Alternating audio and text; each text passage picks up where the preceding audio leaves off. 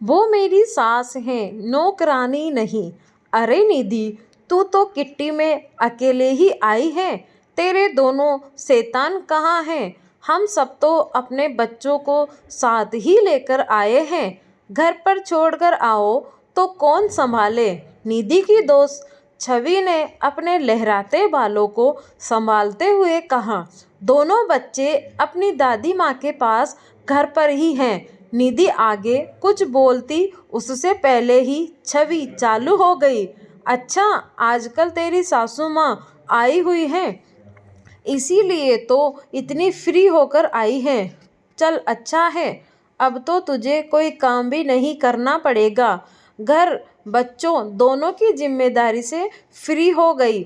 छवि, तुम ऐसा क्यों कह रही हो? वह मेरी सासू माँ है, कोई नौकरानी नहीं जो मैं उनसे घर के सारे काम करवाऊंगी। मैं यहाँ किट्टी पार्टी में एंजॉय करूँगी और वहाँ पार्क में बच्चों के साथ एंजॉय करेगी। अब वह परमानेंट यही रहेगी।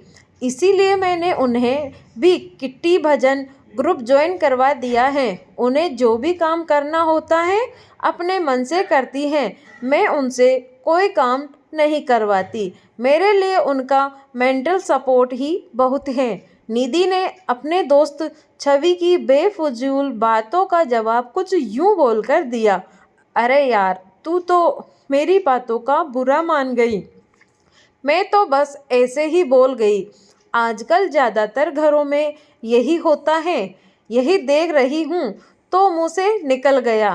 लोग अपने सास ससुर को इसीलिए अपने साथ रखते हैं जिससे उन्हें गृहस्थी बच्चों की जिम्मेदारी से मुक्ति मिल जाए और मस्त अपनी लाइफ एंजॉय करे। तो तुम्हें अपनी सोच बदलने की ज़रूरत है छवि। मेरी सोच इससे बिल्कुल उलट है।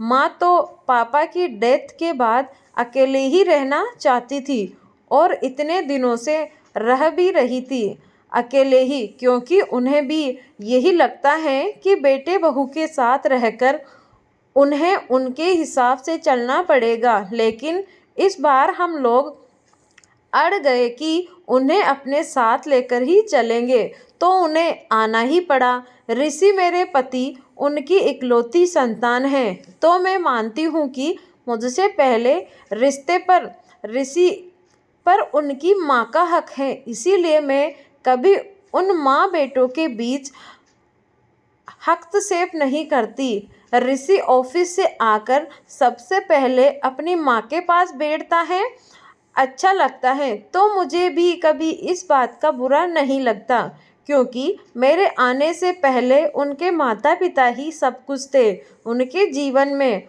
और वह जगह मैं कभी छीनना नहीं चाहती। तुमने उन्हें यहाँ लाकर रखकर कोई एहसान नहीं किया, बल्कि अपने बेटे पर उनका पूरा हक बनता है। यह घर मेरा नहीं बल्कि उनके बेटे का है और वह यहाँ पूरे अधिकार से रहने आई है। उन पर किसी बात का कोई प्रेशर नहीं है कि उन्हें इस घर में रहने की कीमत चुकानी पड़ेगी। मेरे घर और बच्चों को संभालकर वह पढ़ने की शौकीन है। खाली समय में उपन्यास मैगजीन्स पढ़ती हैं। एक दिन साहित्य और सृजन की ट्यूशन टीचर नहीं आई, तब उन्होंने खुद ही उन्हें पढ़ाने की इच्छा जताई। जिस दिन बच्चों को ज़रूरत होती है तब वह उनकी मदद करती हैं।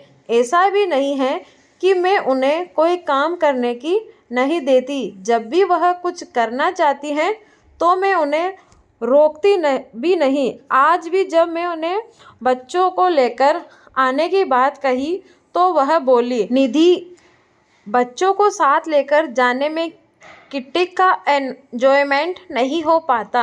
ऐसा करो, बच्चों को मेरे पास छोड़ जाओ।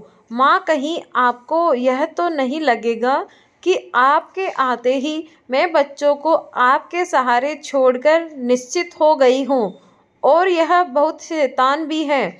ऐसा तब लगता है जब तुम अपने आप छोड़कर जाती। यहाँ तो हम खुद ही कह रहे हैं 2-3 घंटे आराम से संभाल सकती हूँ, फिर यह कितने भी शैतान हो, आखिर इनके पिता को भी हमने ही संभाला है। तुम वहाँ किट्टी एंजॉय करना, हम अपने दोनों पोते पोती के साथ पार्क में एंजॉय करेंगे, तुम चिंता मत करना। यह कहकर वसुंधरा जी हंसने लगी और निधि उनके गले लगकर थैंक यू सो मच माँ, बच्चों के साथ रहेंगे तो मुझे सच में कोई चिंता नहीं रहेगी। और मैं तो हमेशा से सोचती थी कि मेरे बच्चों को उनकी दादी का साथ और मार्गदर्शन मिले। अब तो माँ और बच्चे दोनों ही बहुत खुश हैं। माँ भी यहाँ नए दोस्त बनाकर अपने बच्चों के साथ बेहद खुश हैं। निधि, तेरी इस खूबसूरत सोच को मेरा सलाम।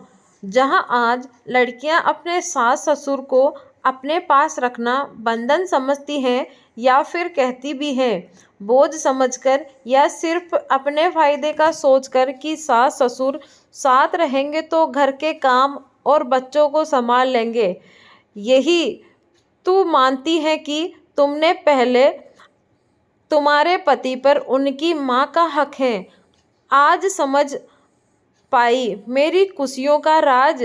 अब तो मैं भी तुम्हारी इन्हीं बातों पर अमल करूँगी और अपने ससुर जी को अपने साथ लाकर रखूँगी।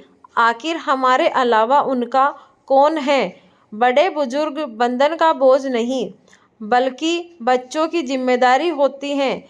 आ जाओ भाई, हाउजी शुरू होने वाली है। तुम लोगों की बातें खत्म नहीं हो रही। किट्टी मेंबर के पुकारने पर वह दोनों ग्रुप में शामिल हो गई। धन्यवाद।